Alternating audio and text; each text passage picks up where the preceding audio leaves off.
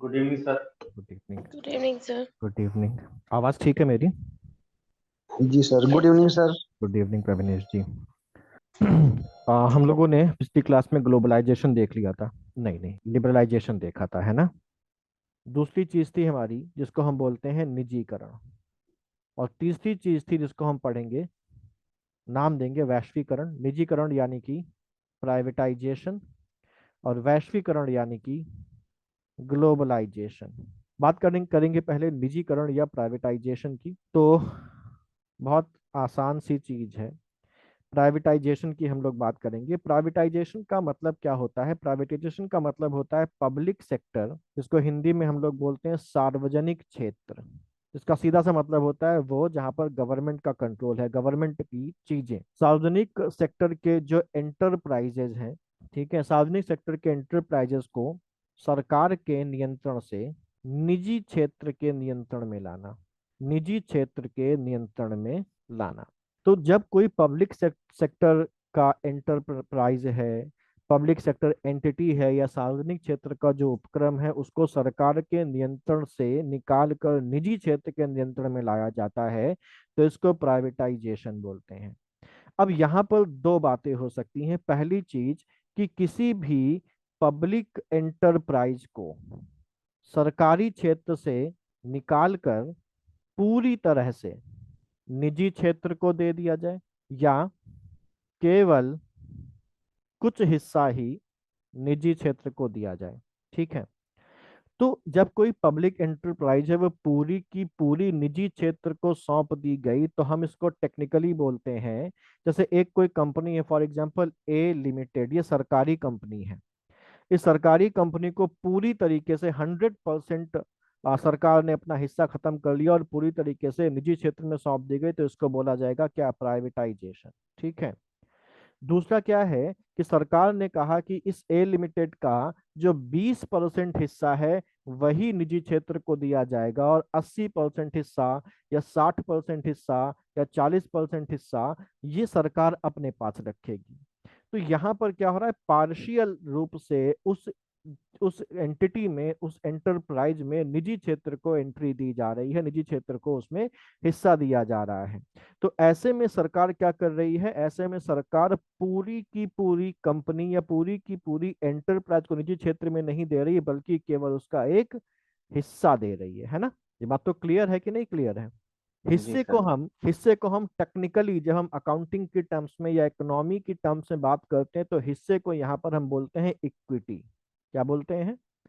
Equity बोलते हैं। तो अगर सरकार ने कहा कि हम इसमें से अपना 20% हिस्सा निकाल रहे हैं और वो 20% हिस्सा हम निजी क्षेत्र को दे रहे हैं, तो हम ये कहते हैं कि सरकार ने इस एंटरप्राइज में अपनी 20% इक्विटी किसको दे दी? प्राइवेट सेक्टर को दे दी। तो यहाँ पर क्या सरकार ने वो कंपनी निजी क्षेत्र को या वो एंटरप्राइज निजी क्षेत्र को पूरी तरीके से बेच दिया? No sir. वो अभी भी सरकार के पास है। तो यहाँ पर केवल सरकार ने उससे अपना हिस्सा निकाला है। और जो ये वाला केस होता है, इसको हम लोग बोलते हैं डिस इन्वेस्टमेंट। क्या बोलते हैं? डिस इन्वेस्टमेंट यानी कि विनिवेश।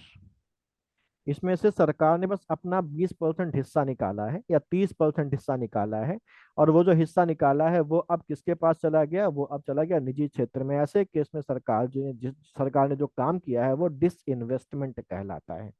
तो डिस इन्वेस्टमेंट भी प्राइवेटाइजेशन का एक रूप है। प्राइवेटाइजेशन में पूरी तरीके से एक पब्लिक एंटरप्राइज निजी क्षेत्र में चला जाता है, सरकार की उसमें जो इक्विटी होती है वो जीरो हो जाती है। जबकि डिस इन्वेस्टमेंट में सरकार की इक्विटी जीरो नहीं होती, बल्कि सरकार की इक्विटी भी बनी रहती है, और इक्विटी का एक पार्ट जो है वो निजी क्षेत्र के हाथ में चला जाता है, और इसको हम लोग बोलते हैं डिस इन्वेस्टमेंट। यहाँ पर बेसिकली डिस इन्वेस्टमेंट का ऑब्जेक्टिव क्या होता है? डिसइन्वेस्टमेंट जो बेसिकली, या जो प्राइवेटाइजेशन है, वो बेसिकली कई वजहों से किया जाता है। ठीक है।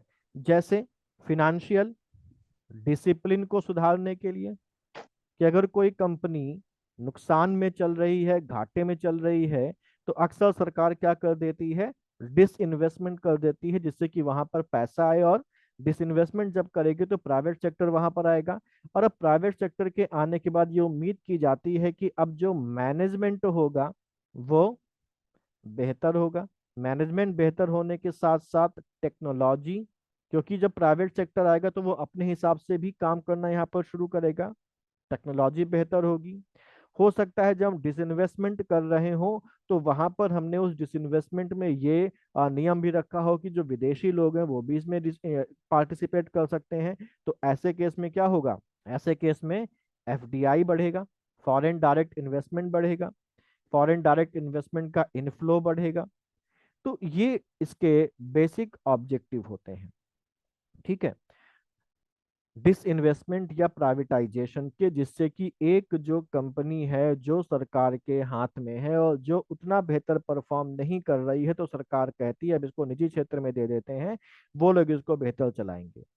या सरकार के पास उस कंपनी में घाटा चल रहा है, पैसे की कमी है, तो कुछ हिस्सा बेच दिया तो प्राइवेट सेक्टर वहां पर आ गया, और जितना हिस्सा प्राइवेट सेक्टर ने खरीदा उसी अनुपात में प्राइवेट सेक्टर के पास उस इंटरप्राइज का कंट्रोल भी आ जाएगा।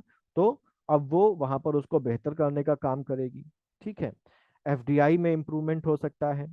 इसी से प्राइवेटाइजेशन से रिलेटेड ही एक कंटेक्स्ट और हमारे पास है। यहाँ पर एक एक चीज और हमारे पास आती है। तीन टर्म्स हम लोगों ने सुने होंगे जिनको बोला जाता है महारत्न, दूसरा आता है नवरत्न और तीसरा आता है मिनी रत्न। महारत्न, नवरत्न या मिनी रत्न का जो कंसेप्ट है, बेसिकली ये भी सरकार के द्वारा जो पब्लिक सेक्टर एंटरप्राइजेज हैं उन्हें और बेहतर चलाया जा सके, उनको एफिशिएंटली उनको ऑपरेट किया जा सके, जिससे वो और ज़्यादा बेहतर लाभ कमा सकें। इसके लिए जो गवर्नमेंट है वो महारत्न, नवरत्न और मिनी रत्न का स्टेटस उनको देती है। जब भी किसी पब्लिक एंटरप्राइज को महारत्न, नवरत्न या मिनी रत्न का स्टेटस दिया जाता है तो उसका सीधा सा मतलब है कि उसको दी जा रही है फिनेंशियल ऑटोनॉमी, यानी कि उसको दी जा रही है वित्तीय स्वायत्तता।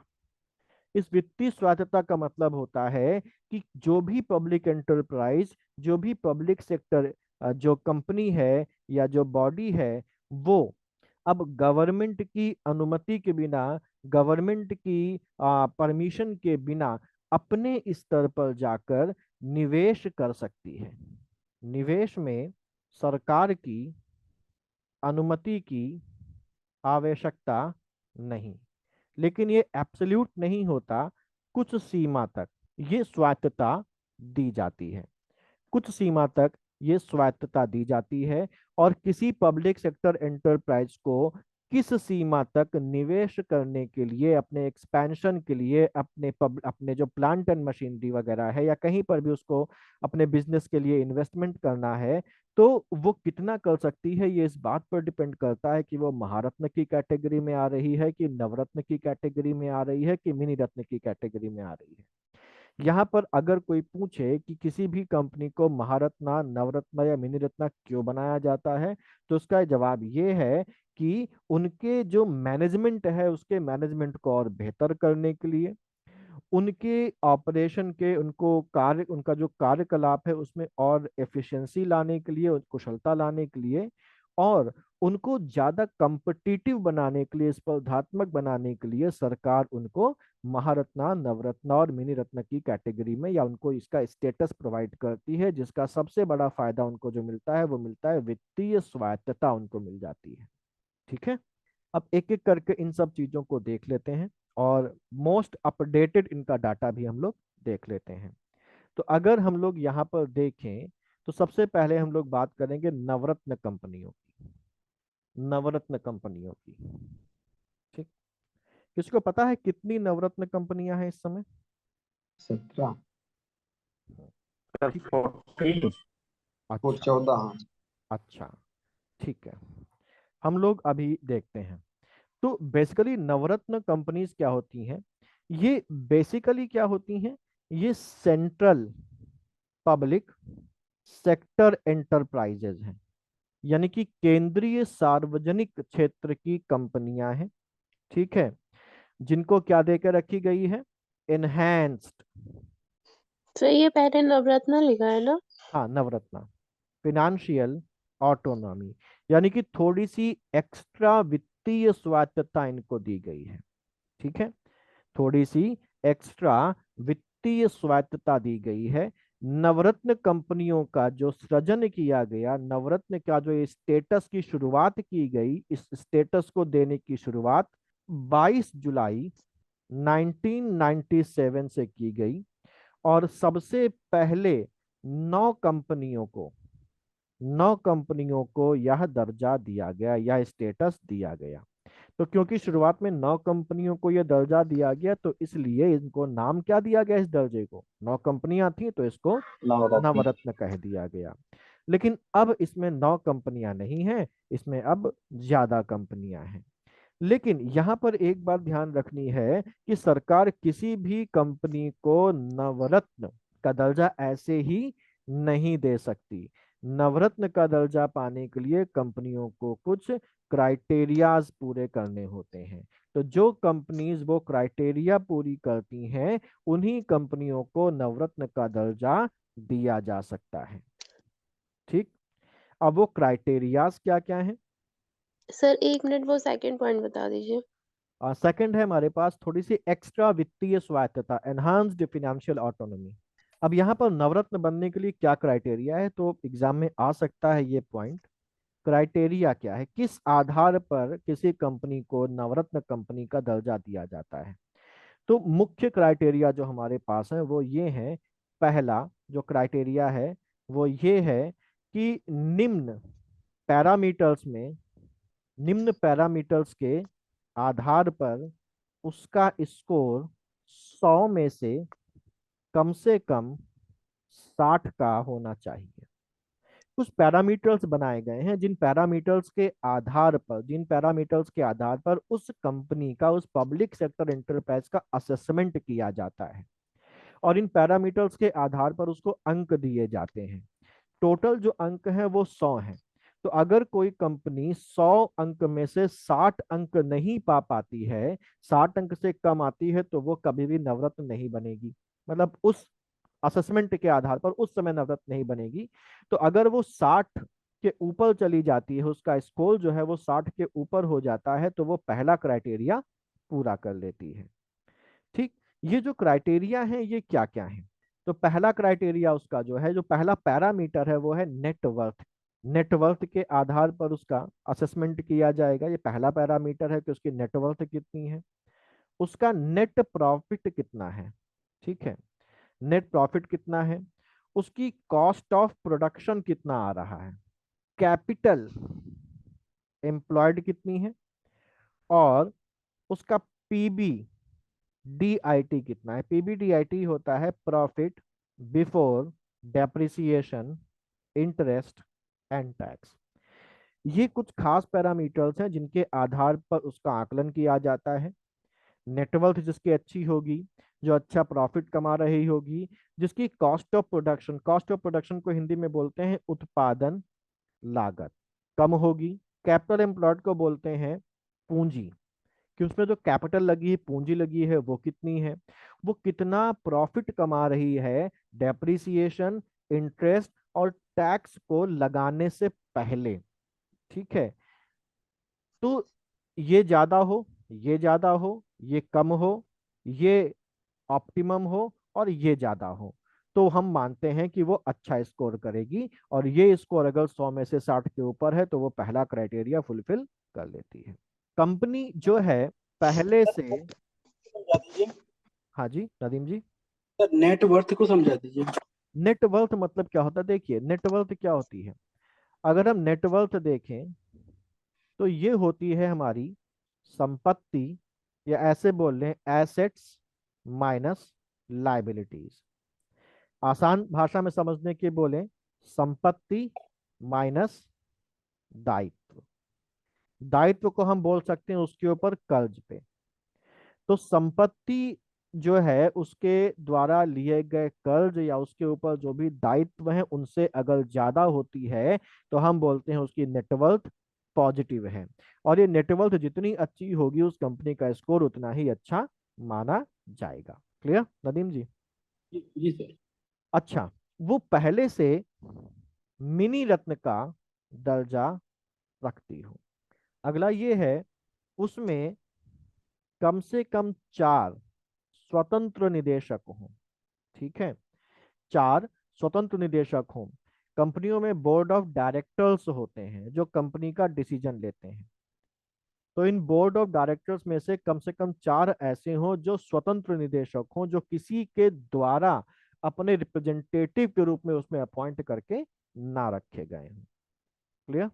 तो अगर ये बातें पूरी हो जाती हैं तो सरकार उस कंपनी को, उस पब्लिक सेक्टर एंटरप्राइज को नवरत्न का दर्जा दे सकती है। ठीक है, ऐसा नहीं है पूरी कर लेगा तो नवरत्न बन ही जाएगा। वो क्राइटेरिया पूरी कर लेगा तो नवरत्न बन सकता है, अगर सरकार चाहे तो उसको वो दर्जा दे देगी। क्लियर? Yes sir. ठीक। अब यहाँ पर वर्तमान में हमारे पास अगर हम बात करें तो 2023 जो रीसेंट डाटा है, दिसंबर 2022 का, दिसंबर 2022 के बाद से, या हम आज 2023 की अभी की बात करें, तो जो नवरत्नों की संख्या है जो रिसेंट बिल्कुल अपडेटेड है वो है 12। ठीक है, ये 12 में देखिए पहले 14 थी, 14 में से 2 को अब महारत्न में कन्वर्ट कर दिया गया है, तो अब नवरत्न कितनी बची? 12 बची। ठीक है, तो अब नवरत्नों की संख्या 12 है इस समय। और पहली है, नाम देख लेते हैं, भारत इलेक्ट्रॉनिक्स लिमिटेड। दूसरी है कॉनकॉर, कॉनकॉर यानी कि कंटेनर कारपोरेशन इंडिया लिमिटेड। तीसरी है इंजीनियर्स इंडिया लिमिटेड। चौथी है HAL, इसका नाम तो आपको पता ही होगा पूरा क्या है, Hindustan Hindustan aeronautics limited. Hindustan aeronautics shipping sorry shipping corporation India limited. Sixth है MTNL यानी कि महानगर टेलीफोन निगम लिमिटेड। सातवां है नाल्को, नाल्को यानी कि नेशनल एल्युमिनियम कंपनी लिमिटेड। ठीक है, और आठवां है NBCC इंडिया लिमिटेड। NBCC का पूरा नाम है National Buildings Construction Corporation, National Buildings Construction Corporation. Clear? नवी है हमारे पास NMDC लिमिटेड। NMDC का पूरा नाम है national mineral development corporation, national mineral development corporation limited. 10वीं है NLC इंडिया लिमिटेड, इसको शॉर्ट में लिखते हैं NLCIL। 11वीं है ऑयल इंडिया लिमिटेड, का शॉर्ट भी ऑयल हो जाता है। और 12वीं है राष्ट्रीय इस्पात निगम लिमिटेड। इस समय ये 12 हमारे पास नवरत्न है। 14 जो थे उसमें हमारे पास एक था पावर फाइनेंस कारपोरेशन लिमिटेड और रूरल इलेक्ट्रिफिकेशन कारपोरेशन लिमिटेड। इन दोनों को नवरत्न से निकालकर बना दिया गया है महारत्ना। ठीक है, तो अब इनकी संख्या 14 से घट के रह गई है 12। क्लियर? सर वो 10वें का शॉर्ट फॉर्म क्या बताया था? NLCIL, सर एक बार पूरा नाम बता दीजिए। एनएलसी से क्या हुआ? वो नेवेली लिग्नाइट कारपोरेशन लिमिटेड है, या Neyveli lignite corporation India limited है। लिग्नाइट कोयला मिलता है ना नेवेली में। Yes yes. तो ये बन गई है, अब मतलब ये है हमारे पास नवरत्न। संख्या कितनी? 12। और जैसा मैंने बताया था कि इन कंपनियों को कुछ खास बेनिफिट मिलता है। वो बेनिफिट क्या है? इनको मिल जाती है फिनेंशियल ऑटोनॉमी, स्वायत्तता मिल जाती है। ठीक है, तो इनको जो फिनेंशियल स्वायत्तता मिलती है वो क्या मिलती है, ये कंपनियां क्या कर सकती हैं?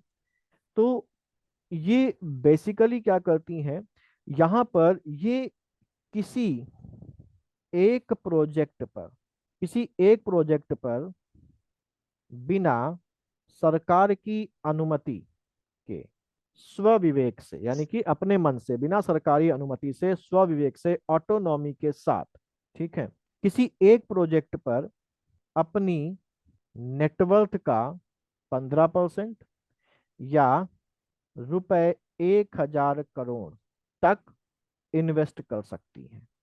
ठीक है, ये किसी एक प्रोजेक्ट पर है कि किसी एक प्रोजेक्ट पर अपनी नेटवर्थ का 15% या रुपए 1,000 करोड़ इन्वेस्ट कर सकती है। समझ में आ गई बात? ये तो एक प्रोजेक्ट का है। पूरे साल में अगर वो एक से ज्यादा प्रोजेक्ट में इन्वेस्ट कर रही हैं तो एक साल में अपनी नेटवर्थ का 30% तक स्वविवेक से इन्वेस्ट कर सकती है। लेकिन ये वाली सीमा भी 1,000 करोड़ से आगे नहीं जा सकती। यानी कि मॉनिटरी जो अमाउंट 1,000 करोड़ का दिया है वो फिक्स है। वो आप एक प्रोजेक्ट में कर लें या आप एक से ज्यादा प्रोजेक्ट में कर लें, लेकिन जो नेटवर्थ का परसेंटेज है वो अलग अलग हो सकता है कि नेटवर्थ का परसेंटेज 15% एक प्रोजेक्ट पर और 30% एक से ज्यादा प्रोजेक्ट पर कर सकती है। क्लियर? लेकिन किसी भी कीमत पर ये 1,000 करोड़ से आगे नहीं जाएगा। तो हम इसको और सरल भाषा, तो यहां पर हम ये बोल सकते हैं कि इन्वेस्टमेंट की जो अधिकतम सीमा है, अधिकतम सीमा, मैक्सिमम जो लिमिट है इन्वेस्टमेंट की, वो नेटवर्थ का कितना हो सकती है? 30%। या 30%। अमाउंट में कितना हो सकती है? 1,000 करोड़। 1,000। 1,000 हम सरल भाषा में भी बोल सकते हैं, और अगर हमसे अलग अलग पूछा जाए तो हम बोल सकते हैं कि सिंगल प्रोजेक्ट में नेटवर्थ के 50% और पूरे साल में नेटवर्थ का 30% से ऊपर वो नहीं कर सकती है। ठीक है? क्लियर? यहाँ तक बात समझ में आ गई? कोई डाउट तो नहीं यहाँ तक? No sir. अच्छा, यहाँ पर एक चीज और ध्यान रखने वाली है कि वो जो क्राइटेरियाज हम लोगों ने देखे हैं, इन क्राइटेरियाज के अलावा कुछ और क्राइटेरियाज हैं, ठीक है, जो उसको पूरे करने होते हैं, लेकिन वहां पर हमको उन पर ध्यान नहीं देना। इतना ही हमारे पास नवरत्ना के लिए पर्याप्त है। नवरत्न के बाद जो दूसरी हमारे पास कैटेगरी आती है वो आती है महारत्न कंपनियों की। महारत्न कंपनियां, महारत्न कितनी है आपके हिसाब से? 10, 10। लेकिन दो वहां से आ गई ना, तो अब कितनी हो गई? 12। 12। 12। ये अपडेटेड डाटा है पूरा। ठीक है, अब यहाँ पर भी महारत्न का भी जो गठन किया गया वो इसी तरीके से किया गया, इसी वजह से किया गया कि इनको वित्तीय स्वायत्तता मिले। और इनको जो वित्तीय स्वायत्तता है वो नवरत्न से कंपेरेटिवली ज्यादा है। जहां पर नवरत्न जो है वो 1,000 करोड़ रुपए तक का इन्वेस्टमेंट कर सकती थी एक साल में मैक्सिमम, एक प्रोजेक्ट या मल्टीपल प्रोजेक्ट्स में। वहीं जो महारत्न कंपनियां हैं वो 5,000 करोड़ रुपए तक का इन्वेस्टमेंट कर सकती हैं। तो यहाँ पर इन्वेस्टमेंट लिमिट बढ़ जाती है और 5,000 करोड़ की हो जाती है। ये बहुत इंपॉर्टेंट कंसेप्ट है, इसको ध्यान रखिएगा। अब महारत्न बनने के लिए जरूरी क्या है? तो यहाँ पर भी वही, पहली चीज तो वो सेंट्रल पब्लिक सेक्टर एंटरप्राइज होनी चाहिए, यानी कि केंद्रीय सार्वजनिक क्षेत्र का उपक्रम होना चाहिए। हम इसको शॉर्ट में सीपीएसई लिख दें, सेंट्रल पब्लिक सेक्टर एंटरप्राइज, यानी केंद्रीय सार्वजनिक उप क्षेत्रक उपक्रम। क्लियर? ठीक है, आगे चले। Yes sir. अब सीपीएससी ना? हाँ, सीपीएसई। जो सीपीएसई है इस सर एक बार फिर से बोलिए। Central public sector enterprise, central public sector enterprise, ठीक, यानी कि केंद्रीय सार्वजनिक क्षेत्र का उपक्रम। महारत्न का जो शुरुआत है वो कंसेप्ट की शुरुआत हुई है 4 फरवरी 2010 को। 4 फरवरी 2010 से इन सार्वजनिक क्षेत्र उपक्रमों को महारत्न का दर्जा दिया जाना शुरू हुआ। और यहाँ पर भी कुछ क्राइटेरिया हैं, कुछ मानदंड हैं जिनको पूरा करना जरूरी है। जो कंपनियां इन मानदंडों को पूरा करेंगी वही कंपनियों को, जो या सार्वजनिक क्षेत्र के उपक्रम है उनको, जो सरकार है वो महारत्न का दर्जा दे सकती है। ठीक, पहला जो है क्राइटेरिया वो क्या है? पहला क्राइटेरिया है कि पिछले 3 सालों का वार्षिक यानी कि एनुअल जो टर्नओवर है, एनुअल टर्नओवर 25,000 करोड़ से ज्यादा हो। यानी कि उसने जो सेल वगैरह की है पिछले 3 सालों में वो 25,000 करोड़ रुपए से ज्यादा की करी हो। ठीक है, और ये वार्षिक टर्नओवर है, तो जो औसत वार्षिक टर्नओवर है 25,000 करोड़ से ज्यादा होना चाहिए। साथ ही साथ पिछले 3 सालों में उसकी जो एवरेज यानी कि जो औसत, अच्छा यहाँ पर भी औसत लिख लें, एवरेज जो नेटवर्थ है वो 15,000 करोड़ से ज्यादा हो। नेटवर्थ तो समझ गया ना, एसेट्स माइनस लायबिलिटीज, संपत्ति माइनस दायित्व।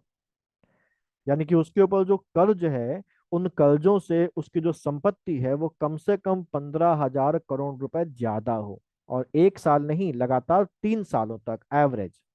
ठीक है, उसका पिछले 3 सालों में एवरेज एनुअल यानी कि औसत वार्षिक शुद्ध लाभ यानी कि नेट प्रॉफिट 5,000 करोड़ से ज्यादा हो। साथ ही साथ कंपनी भारतीय स्टॉक एक्सचेंज में लिस्टेड हो। ये क्राइटेरिया अगर कोई पब्लिक सेक्टर एंटरप्राइज पूरा कर रहा है तो सरकार उसको महारत्न का दर्जा दे सकती है।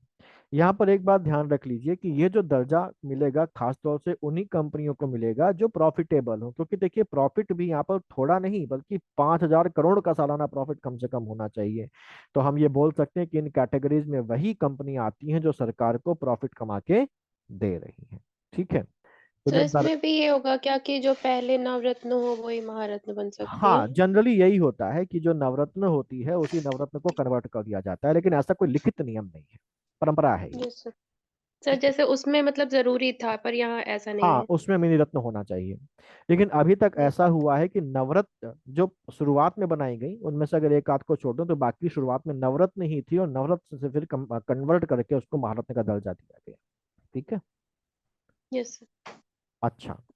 तो यहाँ पर जाहिर सी बात है प्रॉफिटेबल कंपनीज ही होंगी, पब्लिक सेक्टर एंटरप्राइजेज ही होंगे। अब ये अलग बात है कि जब महारत्न घोषित किया गया था तब वो उस समय प्रॉफिटेबल थी और बाद में फिर वो लॉस में चली गई, है ना।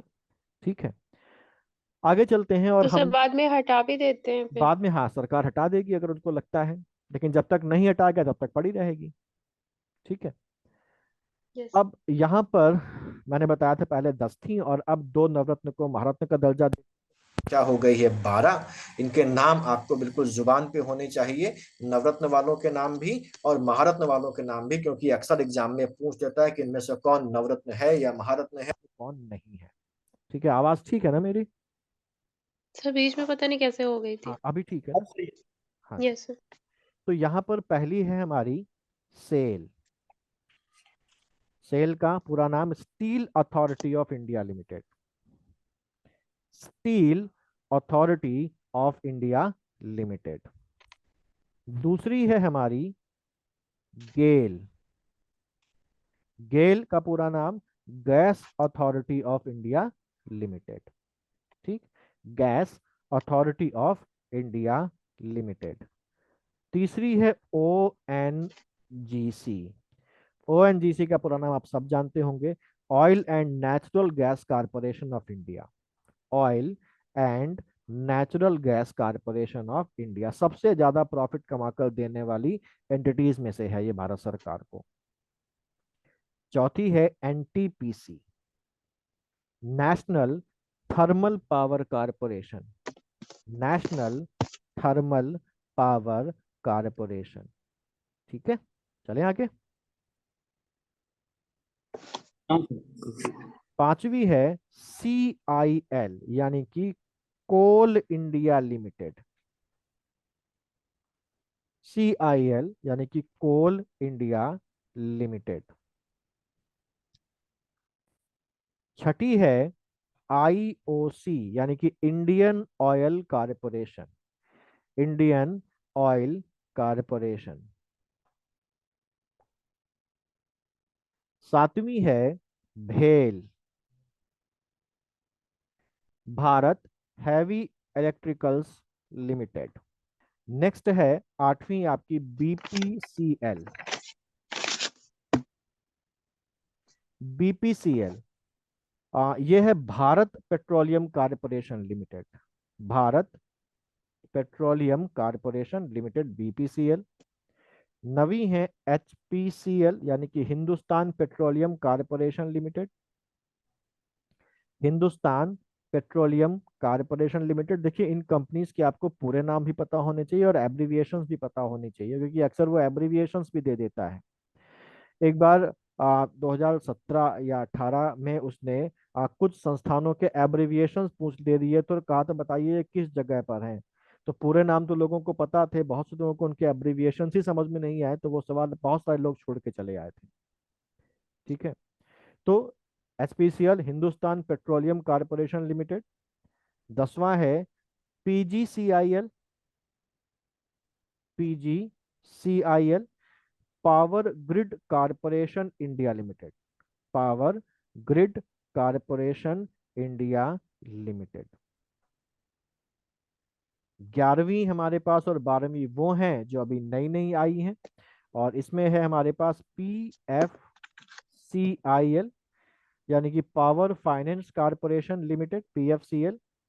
और 12वीं है आरईसीएल, रूरल इलेक्ट्रिफिकेशन कॉरपोरेशन लिमिटेड। इसमें अगर हम एक आधे को छोड़ दें तो सभी क्या है, ऊर्जा क्षेत्र से किसी न किसी तरीके से जुड़ी हुई कंपनियां हैं, है ना।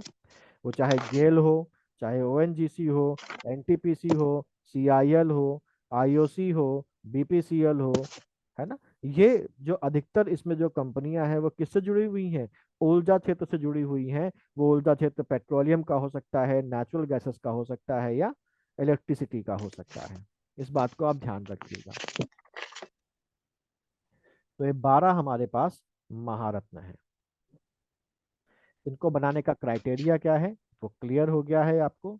अब यहाँ पर इनको जो वित्तीय स्वायत्तता मिली है वो कितनी मिली है, तो इनकी जो वित्तीय स्वायत्तता, क्योंकि ये बड़ी कंपनियां हैं, इनकी जो नेटवर्थ है वो 25 जो है वो बहुत ज्यादा है। कितनी नेटवर्थ मैंने बताई थी, 15,000 करोड़ रुपए। तो इनकी नेटवर्थ भी ज्यादा है। तो ये क्या कर सकती हैं, ये स्वविवेक से अपनी नेटवर्थ का 15% या रुपए 5,000 करोड़ तक का निवेश कर सकती हैं। नेटवर्थ का 15% या रुपए 5,000 करोड़ तक का इन्वेस्टमेंट ये निवेश कर सकती हैं स्वविवेक से, बिना किसी से पूछे। ठीक, आगे चलें।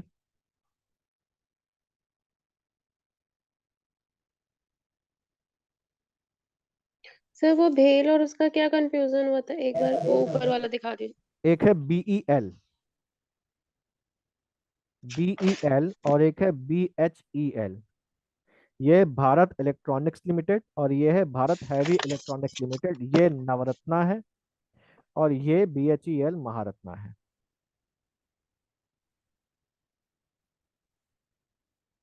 ठीक है, यस सर। आगे चलें अब। यस। तीसरी कैटेगरी है मिनी रत्न की।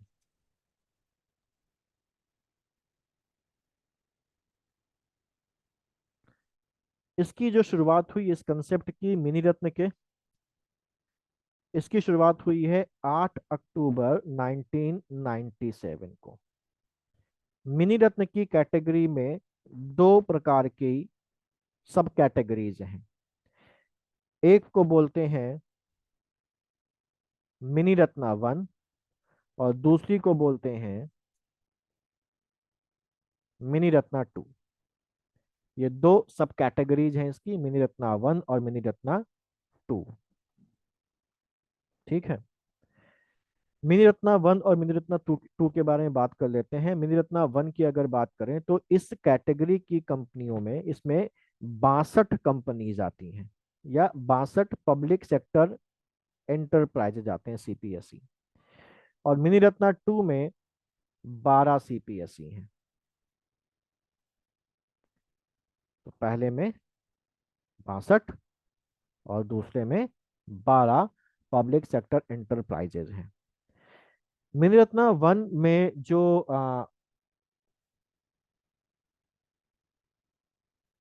पावर है इन्वेस्टमेंट की वो कंपेरेटिवली ज्यादा है। ये कंपनियां स्वविवेक से अपनी नेटवर्थ या रुपए 5,000 सॉरी 500 रुपए 500 करोड़ में से जो भी कम हो के बराबर तक का निवेश कर सकती हैं।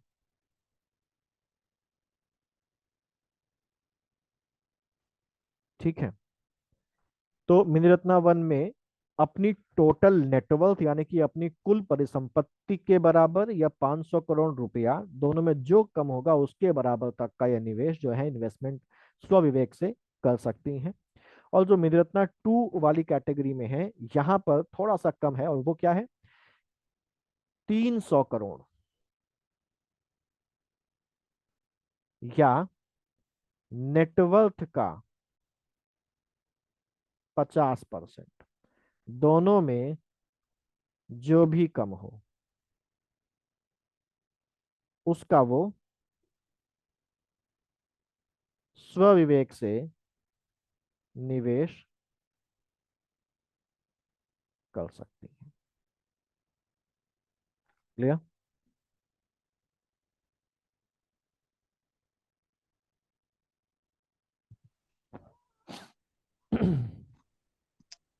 सर इसमें नेटवर्थ का कोई परसेंटेज नहीं है ये 62 कंपनीज वाला?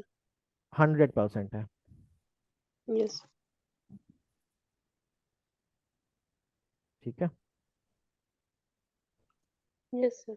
तो ये एक और कैटेगरी थी जो जिसको हम लोगों ने निजीकरण के साथ पढ़ लिया। यहाँ पर बेसिकली फाइनेंशियल ऑटोनॉमी प्रोवाइड कर दी जाती है कंपनीज को। निजीकरण के बाद हम लोग अब बात करते हैं ग्लोबलाइजेशन की। ठीक, और ग्लोबलाइजेशन आप लोग जानते हैं क्या होता है। ग्लोबलाइजेशन को बोलते हैं हम लोग वैश्वीकरण। इसको ऊपर कर दें। तो अब नवरत्न, मिनी रत्न और महारत्न सब क्लियर हो गया ना आपको? इसमें कंफ्यूज तो नहीं होंगे कि कितनी कंपनीज हैं, क्या क्राइटेरिया और कितना इन्वेस्टमेंट का इनका पावर है। सबको क्लियर ना ये पॉइंट? जी सर। ठीक है, सर इसका ईयर भी पूछ सकता है क्या, या वो ज्यादा वो नहीं? हाँ पूछ सकता है कि इस अवधारणा की शुरुआत कब की गई, बिल्कुल पूछ सकता है। ठीक है, ग्लोबलाइजेशन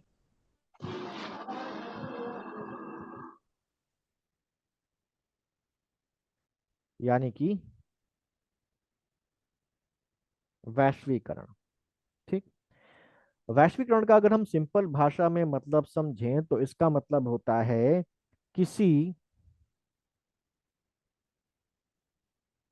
अर्थव्यवस्था का वैश्विक अर्थव्यवस्था के साथ एकीकरण। यानी कि किसी इकोनॉमी का वर्ल्ड या ग्लोबल इकोनॉमी के साथ जब इंटीग्रेशन हो जाता है तो उसको हम लोग बोलते हैं ग्लोबलाइजेशन। इसका मतलब क्या हुआ? इसका मतलब ये है कि वो इकोनॉमी पूरी तरीके से क्या हो गई, एक तरीके से ओपन इकोनॉमी बन गई। ओपन इकोनॉमी वो इकोनॉमी होती है जिस इकोनॉमी के साथ व्यापार करने में, व्यवसाय करने में कोई भी रोक या प्रतिबंध नहीं होता है। दुनिया का कोई भी देश आके, दुनिया की कोई भी इकोनॉमी आके उस देश में व्यापार कर सकती है, अपनी चीजें बेच सकती है, और वो इकोनॉमी या वो देश दूसरे देश में, दुनिया के किसी भी दूसरे देश में जाके अपनी चीजें बेच सकती है, व्यापार कर सकती है या व्यवसाय शुरू कर सकती है। तो इसको हम लोग बोलते हैं ग्लोबलाइजेशन। 1991 के पहले बनी हुई फिल्मों को अगर आप देखेंगे तो उस समय की गाड़ियों को देखिएगा, है ना। उस समय की गाड़ियां कैसी होती थी? एम्बेसडर होती थी, मारुति होती थी, और ऐसी ही दूसरी गाड़ियां होती थी। लेकिन 1991 के बाद जब हमारा देश खुला तो हमारे देश में विदेशी गाड़ियों की धूम मच गई। ठीक है, आज की आप गाड़ियां देखें, दुनिया भर की लगभग सभी विदेशी कंपनियां भारत में अपनी गाड़ियां बनाकर बेच रही हैं। ऐसे ही अलग अलग क्षेत्रों में अलग अलग चीजों का आने की शुरुआत हुई जैसे ही हमारा देश वैश्विक अर्थव्यवस्था के लिए खुला। इस ग्लोबलाइजेशन के मतलब ये है बेसिकली कि सरकार के द्वारा ऐसी नीतियां बनाई जाएं, ऐसी पॉलिसीज बनाई जाएं जिन नीतियों और पॉलिसीज का जो ऑब्जेक्टिव हो वो ये हो कि वो देश और जो दुनिया के दूसरे देश हैं, जो ग्लोबल इकोनॉमी है, वो आपस में एक दूसरे के साथ इंटरडिपेंडेंट हो, एक दूसरे के साथ इंटीग्रेट हो और मिलजुल कर वैश्विक इकोनॉमी को समृद्ध करने का काम करें। ठीक है, यानी कि यहाँ पर सारे जो बैरियर्स हैं हटा लिए जाएं, सारे बैरियर्स हटा लिए जाएं। कैसे barriers? Technological barriers, economic barriers, import export में लगे हुए बैरियर्स को हटा लिया जाता है, जिससे कि व्यापार, वैश्विक व्यापार और ज्यादा सुगम और सहूलियत भरा हो जाता है। ठीक है, और इससे क्या बनता है? इससे बनता है एक सीमा मुक्त विश्व, बॉर्डरलेस वर्ल्ड बनता है। क्लियर?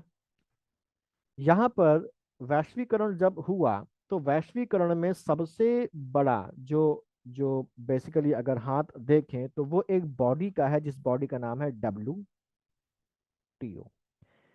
WTO का मतलब है world trade organisation, world trade organisation. ठीक है, वर्ल्ड ट्रेड ऑर्गेनाइजेशन के बारे में किसी को कुछ पता है? 1995 में बना था। ठीक है।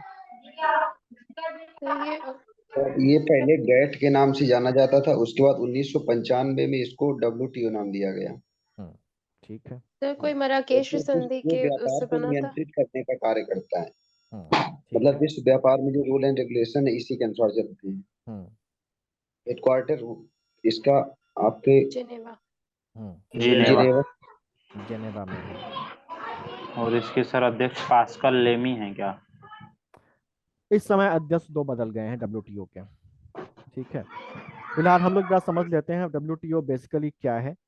तो जैसे बताया, बिल्कुल सही बताया। देखिए, जब हमारा जो वर्ल्ड वार हुआ था, तो वर्ल्ड वार के बाद, अच्छा एक चीज देखें, जो विश्व व्यापार है, वो विश्व व्यापार आज से नहीं चल रहा है, विश्व व्यापार तो प्राचीन काल से चल रहा है। हम लोगों ने एक नाम सुना होगा सिल्क रूट का, है ना? रेशम मार्ग का नाम सुना होगा। ये रेशम मार्ग का नाम किस लिए आता है? चाइना से रेशम को भारत और दूसरे रास्तों से लेके दुनिया भर में जो व्यापार किया जाता था, उस व्यापार के मार्गों को सिल्क रूट बोला जाता है। तो हम ये देख रहे हैं कि जो वैश्विक व्यापार है वो प्राचीन काल से ही चल रहा था। और कोई भी वैश्विक व्यापार तभी सफल हो सकता है जब उस वैश्विक व्यापार को नियंत्रित करने के लिए, उस वैश्विक व्यापार को रेगुलराइज करने के लिए कुछ नियम कायदे हों। ठीक, तो यहाँ पर अगर हम देखें आधुनिक काल में, तो आधुनिक काल में यहाँ एक गैट नाम का एक एग्रीमेंट हुआ था। गैट का पूरा नाम है general agreement on tariff and trade. General agreement on tariff and trade, जो 1944 में ब्रेटन वुड कॉन्फ्रेंस हुई थी, उस ब्रेटन वुड कॉन्फ्रेंस के अंतर्गत अस्तित्व में आया था। इसी ब्रेटन वुड कॉन्फ्रेंस से अस्तित्व में आए थे इंटरनेशनल मॉनिटरी फंड, और इसी से अस्तित्व में आई थी वर्ल्ड बैंक भी, है ना? तो ये जो चीजें हैं, इनका जो गठन किया गया था 1944 में किया गया था, वर्ल्ड वार 2 के बाद जो दुनिया भर के देशों की फिनेंशियल सिस्टम गड़बड़ा गए थे, उन फिनेंशियल सिस्टम को बेहतर करने के लिए, वैश्विक व्यापार को ठीक करने के लिए, वैश्विक व्यापार को एफिशिएंटली लाने के लिए इन चीजों का गठन किया गया था। International monetary fund, world bank और जनरल एग्रीमेंट और टैरिफ एंड ट्रेड वहां पर हुआ था। यहीं पर एक बॉडी और बनाई गई थी जो उतनी ज्यादा मशहूर नहीं हो सकी, जिसका नाम था ITO। ITO का फुल फॉर्म है international trade organisation. International trade organisation का गठन किया गया था। और ये गठन क्यों किया गया था? वैश्विक व्यापार को रेगुलेट करने के लिए उसी समय। ठीक। लेकिन हुआ क्या कि ये जो आईटीओ है, इंटरनेशनल जो ट्रेड ऑर्गेनाइजेशन है, इस इंटरनेशनल ट्रेड ऑर्गेनाइजेशन को उतनी सफलता नहीं मिली। ठीक है, क्यों? क्योंकि इसको बेसिकली क्या है, उस समय की जो बड़ी बड़ी, अच्छा इसका जो चार्टर बनाया गया था वो 1948 में बनाया गया था, जिसको बोला जाता है हवाना चार्टर।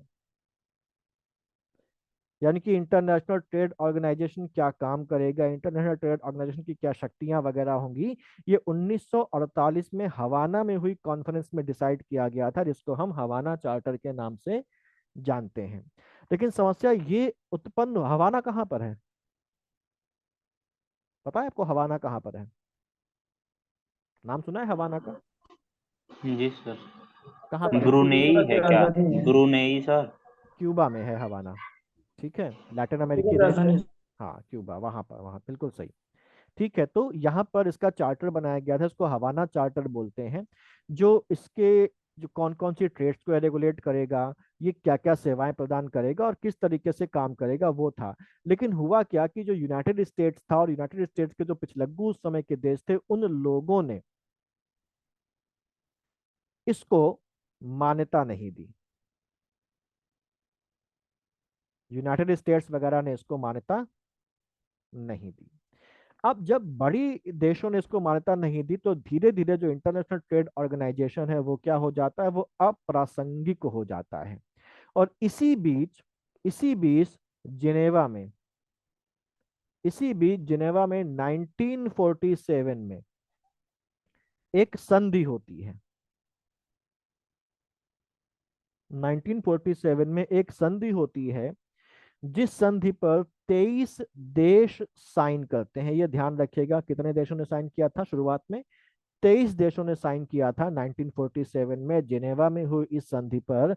और ये जो संधि है, ये संधि लागू की जाती है, ये संधि लागू होती है 1 जनवरी 1948 में।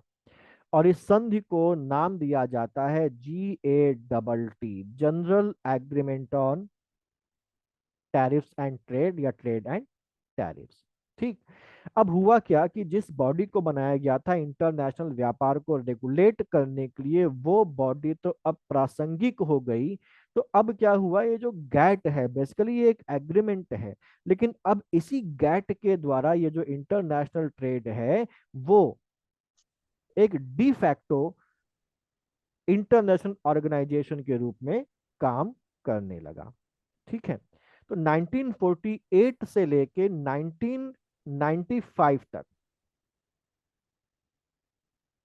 इसी गैट के द्वारा इंटरनेशनल ट्रेड को रेगुलेट या कंट्रोल किया जाने लगा। क्लियर? गैट में अब देखिए, क्योंकि बेसिकली ये एक एग्रीमेंट था, कोई एक ऑफिशियल बॉडी नहीं थी, तो इस गैट में बहुत सारे संरचनात्मक सुधार बाद में भी किए जाते रहे।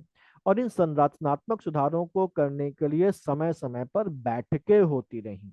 तो इसके बनने के बाद से 1995 में इसके खत्म होने के पहले तक 8 राउंड हुए थे निगोशिएशंस के। यानी कि 8 बैठकें हुई थी, जिन 8 बैठकों में इसमें सुधार किए जाएं, कौन कौन से, इसको और बेहतर कैसे बनाया जाए, समय के साथ साथ उन चीजों को इसमें शामिल किया जाता रहा। ठीक है, क्लियर? तो अगर हम ये देखें तो 1948 से 1995 तक गैट अकेली ऐसी बॉडी थी जो इंटरनेशनल ट्रेड को देखती थी। ठीक। अब यहां पर बेसिकली क्या होता है, बहुत सारे कॉन्फ्रेंसेज होते हैं, लेकिन हमको आठों का नाम ध्यान में नहीं रखना है हमारे यहाँ पर इस पॉइंट ऑफ व्यू से। यहाँ पर बेसिकली एक होता है उरुग्वे, उरुग्वे राउंड। उरुग्वे में एक बैठक होती है, और उरुग्वे में हुई बैठक में थोड़ी सी यहाँ पर ऐसी बातें होती हैं जिन बातों से जो गैट है उस गैट के देशों में थोड़ा सा डिफरेंसेस अराइज होने शुरू होते हैं, और ये डिफरेंसेस अल्टीमेटली एक नए एग्रीमेंट के रूप में सामने आते हैं जिसको हम बोलते हैं मराकेश एग्रीमेंट। और फिर इस मराकेश एग्रीमेंट में जो नियम और शर्तें बनाई जाती हैं उन नियम और शर्तों के आधार पर 1995 में गठन किया जाता है डब्ल्यूटीओ का, यानी कि वर्ल्ड ट्रेड ऑर्गेनाइजेशन का। क्लियर? और इस तरीके से 1995 में डब्ल्यूटीओ की शुरुआत हो जाती है और गैट का हो जाता है अंत। ठीक। अगर हम डब्ल्यूटीओ की बात करें तो डब्ल्यूटीओ का जो गठन हुआ है बेसिकली वो किस तारीख को हुआ है? 1 जनवरी 1 1995। जनवरी 1995 में। जो डब्ल्यूटीओ है, डब्ल्यूटीओ के कुल 164 सदस्य हैं। 164 मेंबर्स हैं। इन 164 मेंबर्स में 160 यूनाइटेड नेशंस की कंट्रीज हैं। इसके अलावा यूरोपियन यूनियन है। इसके अलावा हांगकांग है, मकाऊ है और ताइवान है।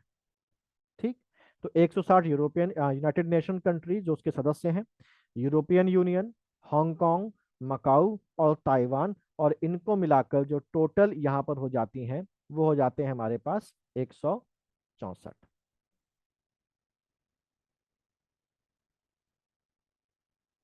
ठीक है। गिनती में ज्यादा हो रहा है क्योंकि यहाँ पर जो ताइवान और मकाऊ है वो बेसिकली चाइना ऑक्यूपाइड है, तो उनको हम जनरली एक मान के गिन लेते हैं। ठीक है। अब यहाँ पर जो इसका जो गठन हुआ बेसिकली उसके ऑब्जेक्टिव्स देख लेते हैं कि जो डब्ल्यूटीओ का ऑब्जेक्टिव है वो क्या है, उद्देश्य डब्ल्यूटीओ का।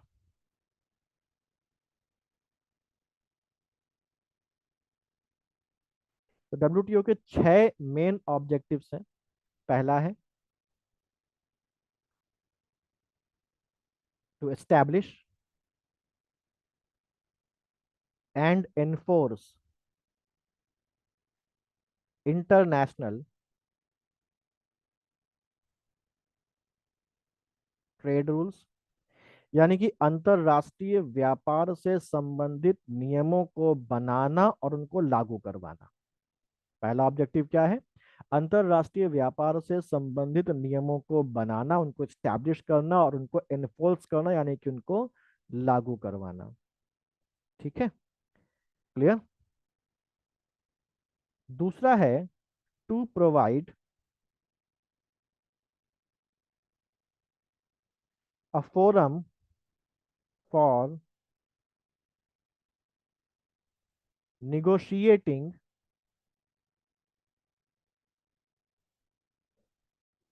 and monitoring further trade liberalisation, यानी कि व्यापार को और ज्यादा उदार कैसे बनाया जा सके इस संबंध में बातचीत करने और इसकी निगरानी करने के लिए एक मंच बनाना। यानी कि डब्ल्यूटीओ एक मंच के रूप में भी काम करता है जो क्या करेगा, जो व्यापार को और ज्यादा उदार कैसे बनाया जाए इस संबंध में बातचीत करेगा और इसकी निगरानी करेगा। क्लियर? ठीक है। नेक्स्ट है टू रिजॉल्व ट्रेड डिस्प्यूट्स, यानी कि अगर ट्रेड से, व्यापार से संबंधित कोई अंतरराष्ट्रीय विवाद उत्पन्न हो गया है तो उस अंतरराष्ट्रीय विवाद का समाधान करने का भी इसका काम है। क्लियर? समझ में आ रहा है ना आप लोगों को? थोड़ा सा बोरिंग है लेकिन करना है।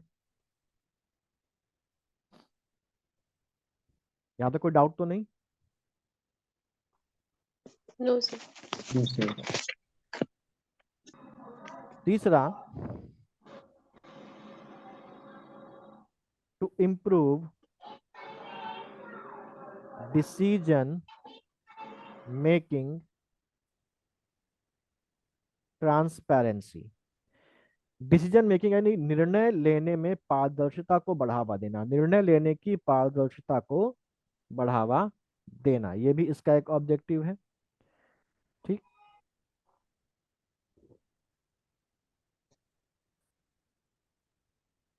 ग्लोबल इकोनॉमिक मैनेजमेंट यानी कि वैश्विक आर्थिक प्रबंधन, वैश्विक आर्थिक प्रबंधन से जुड़े अन्य संस्थानों के साथ मिलकर काम करना।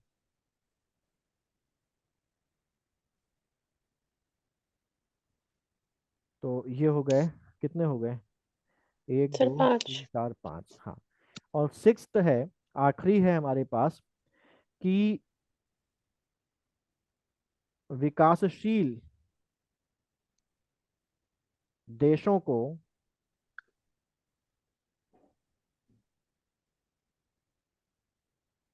वैश्विक व्यापार का अधिकतम लाभ देना, कि विकासशील देशों को वैश्विक व्यापार का अधिकतम लाभ मिले, ये भी इसको ध्यान देना है। यानी कि ऐसा ना हो कि जो डेवलप्ड देश हैं वो आपस में ही व्यापार कर लें और जो विकासशील देश हैं उनका माल ना तो कहीं इंपोर्ट हो रहा है और ना ही कहीं एक्सपोर्ट हो रहा है। तो विकासशील देशों को भी उतना ही महत्व मिले जितना एक विकसित देश को अंतरराष्ट्रीय व्यापार में मिलता है। इस चीज को सुनिश्चित करने का काम भी वर्ल्ड ट्रेड ऑर्गेनाइजेशन का होता है। ठीक है, तो ये हमारे पास मेन ऑब्जेक्टिव्स हैं वर्ल्ड ट्रेड ऑर्गेनाइजेशन के। वर्ल्ड ट्रेड ऑर्गेनाइजेशन का जो हमको हेडक्वार्टर है वो कहाँ पर है? जिनेवा स्विट्जरलैंड में है। और जिनेवा स्विट्जरलैंड में कहाँ पर है? सेंटर विलियम रैपर्ड नाम की जगह है। इसका भी नाम ध्यान रखिए, ये भी एग्जाम में एक बार पूछा गया है। सेंटर विलियम रैपर्ड, जेनेवा स्विट्जरलैंड में इसका हेडक्वार्टर है WTO का। ठीक है, डायरेक्टर जनरल इसके कौन है इस समय? यानी कि महासचिव इसके कौन है? महासचिव है इसके नगोजी। तो इसके डायरेक्टर जनरल हैं नगोजी NGOZI ओकोंजो कोंजो इवियाला। Ngozi Okonjo Iweala. ठीक है, नाइजीरिया के इकोनॉमिस्ट हैं ये, नाइजीरिया के इकोनॉमिस्ट हैं, लेडी हैं बेसिकली। और नगोजी ओकोंजो इवियाला इनका नाम है, जो इसके डायरेक्टर जनरल हैं फिलहाल। अच्छा, तो ये जो WTO है बेसिकली इसके द्वारा ये जो ग्लोबल इकोनॉमिक ट्रेड है या जो ग्लोबल ट्रेड है उसको मैनेज किया जाता है, मॉनिटर किया जाता है, और यही जो है नियम कायदे बनाता है कि किस तरीके से हम काम करेंगे। तो जो वैश्वीकरण हमारे पास है, इस वैश्वीकरण से संबंधित जो भी शर्तें भारत के साथ डिसाइड करी गई बाद में, वो सारी जो शर्तें हैं वो इसी WTO के आधार पर किया गया। और WTO के द्वारा जो शर्तें, जो नियम, जो कानून बनाए जाते हैं वो बेसिकली दुनिया भर में बाइलैटरल और मल्टीलैटरल ट्रेड को बढ़ाने का काम करते हैं।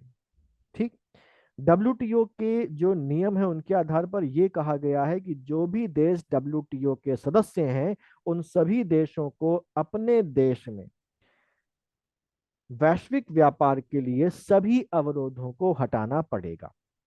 यानी कि अवरोध किस तरीके के होते हैं? अगर किसी देश ने इंपोर्ट ड्यूटी बहुत ज्यादा लगा के रखी है, जिससे उसके देश में इंपोर्ट उन चीजों का कम किया जाए। हो सकता है कि सभी चीजों पर इंपोर्ट ड्यूटी ज्यादा लगा के रखी हो, तो सभी चीजों का इंपोर्ट कम हो जाएगा। या कोई देश की सरकार ये चाहती है कि इस पर्टिकुलर चीज का जो इंपोर्ट हमारे देश में हो वो ना हो या कम हो, या लोग हतोत्साहित हो, तो या तो वो उसके इंपोर्ट को बैन कर देगी, या उसके इंपोर्ट पर क्वांटिटेटिव रेस्ट्रिक्शंस लगा देगी कि इतने से ज्यादा क्वांटिटी को इंपोर्ट नहीं किया जा सकता, या जनता को हतोत्साहित करने के लिए इंपोर्ट ड्यूटी बहुत ज्यादा कर देगी। जैसे हम लोगों ने देखा था कि 1991 के पहले हमारे देश में जो इंपोर्ट ड्यूटी थी वो 125% तक जाती थी। तो ये सभी जो चीजें हैं ये वैश्विक व्यापार में लगाए गए अवरोध हैं, जिसमें इंपोर्ट ड्यूटी को ज्यादा कर देना ये एक प्रकार का टैरिफ बैरियर होता है। और प्रतिबंध लगा देना, पूरी तरीके से प्रतिबंध लगा देना, या मात्रा को नियंत्रित कर देना कि इससे ज्यादा चीज को इंपोर्ट नहीं किया जा सकता, इसको नॉन टैरिफ बैरियर बोलते हैं।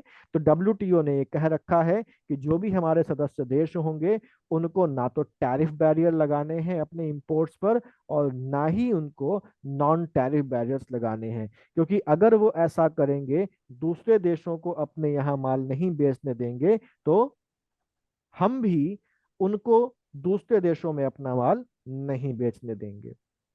ठीक है। अब ये जो ग्लोबलाइजेशन हुआ, इससे ट्रेड तो बढ़ा भारत का, लेकिन इसके बहुत सारे इम्पैक्ट पड़े, मल्टी डायमेंशनल इम्पैक्ट पड़े। इसने हमारे इकोनॉमी को तो प्रभावित किया ही किया, इसने हमारे समाज को भी प्रभावित किया। ठीक है। इसने हमारे देश की महिलाओं को भी प्रभावित किया, हमारी शिक्षा व्यवस्था को भी प्रभावित किया, हमारे देश में लोगों की जीवन शैली को भी प्रभावित किया, स्वास्थ्य को भी प्रभावित किया। यानी कि जब ग्लोबलाइजेशन हुआ तो जैसे ही हमारा देश दुनिया भर के लिए खुला, दुनिया भर के उत्पाद, दुनिया भर के टीवी चैनल, दुनिया भर की चीजें भारत में आने लगी, बिकने लगी, और एक ओपन इकोनॉमी में इन चीजों ने भारत को कई तरीकों से प्रभावित किया। ठीक है। तो ये जो प्रभाव है, इस प्रभाव पर अक्सर सवाल आते हैं, हमारे मेंस में भी सवाल आते हैं। इस पर अक्सर निबंध भी आता है कि वैश्वीकरण ने भारतीय समाज को किस प्रकार से प्रभावित किया, या इसको इस तरीके से पूछ सकता है कि वैश्वीकरण का भारतीय महिलाओं पर क्या प्रभाव पड़ा, या भारतीय शिक्षा व्यवस्था पर क्या प्रभाव पड़ा। इकोनॉमी के पॉइंट ऑफ व्यू से तो कम ही पूछते हैं, सामाजिक पॉइंट ऑफ व्यू से ग्लोबलाइजेशन को ज्यादा पूछा जाता है निबंध में और मेंस में, खासतौर से पीसीएस के मेंस में। तो आप लोग एक काम करिएगा, केवल पॉइंट लिख दीजिएगा कि इसने किस प्रकार से हमारी इकोनॉमी को और किस प्रकार से भारतीय समाज को प्रभावित किया है। 5-5 पॉइंट आप इसके मुझको लिखकर भेजिएगा, फिर इसको हम लोग अगली क्लास में डिस्कस करके नया टॉपिक शुरू करेंगे। ठीक है,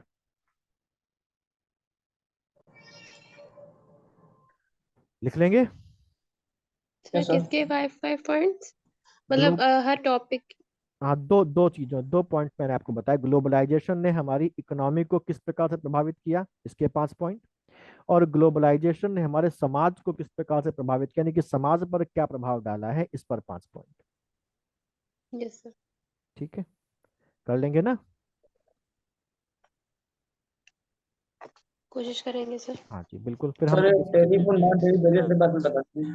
क्या बोल रहे हैं? Sir tariff and non tariff barriers. Tariff barriers basically क्या होता है? टैरिफ बैरियर होता है शुल्क। टैरिफ मतलब होता है शुल्क लगाना। तो अगर हम जो कस्टम ड्यूटी है, इंपोर्ट ड्यूटी है, उसको बढ़ाकर अपने यहाँ इंपोर्ट में रोक लगा रहे हैं। जैसे कोई चीज है, उस पर दुनिया भर के देशों में 10% की इंपोर्ट ड्यूटी है, और हम उस पर 100% की इंपोर्ट ड्यूटी लगा रहे हैं, तो हमारे देश के लोग उसको इंपोर्ट करने से सकुचाएंगे कि नहीं सकुचाएंगे? है ना, हेजिटेट करेंगे ना। ठीक है। यस तो सर। किसी भी चीज के इंपोर्ट को हतोत्साहित करने के लिए सरकारें उसके ऊपर ज्यादा टैक्स लगा देती हैं, ज्यादा इंपोर्ट ड्यूटी, आयात शुल्क लगा देती हैं, जिससे कि उसका इंपोर्ट घट जाता है। तो इस प्रकार से जब हम किसी भी चीज के इंपोर्ट को रोकने का प्रयास करते हैं तो इसको बोलते हैं टैरिफ बैरियर, है ना, शुल्क ठीक है। प्रतिबंध। ठीक है। और जब हम उस पर बैन कर देते हैं, या हम उस पर इस तरीके से रोक लगा देते हैं कि भाई ये वाला आइटम एक व्यक्ति के द्वारा इससे ज्यादा नहीं खरीदा जा सकता है बाहर से, तो वो भी हमारे पास एक नॉन टैरिफ बैरियर है। ठीक है, गैर प्रशुल्क अवरोध। Yes sir. ठीक। चलिए इतना रखते हैं। थोड़ी सी बोरिंग थी क्लास, लेकिन ये जरूरी है, ध्यान रखिएगा इसको। और खासतौर से जो नवरत्न महारत्न वाला जो के पॉइंट है उसको खासतौर से ध्यान रखिएगा। आज की क्लास में सबसे इंपॉर्टेंट जो टॉपिक था वो वही था। ठीक है, चलिए फिर मिलते हैं अगली क्लास में कल। ठीक है, good night. Good night sir, thank you sir. Good night, good sir. Night sir. Good night. Good night, sir. Good night.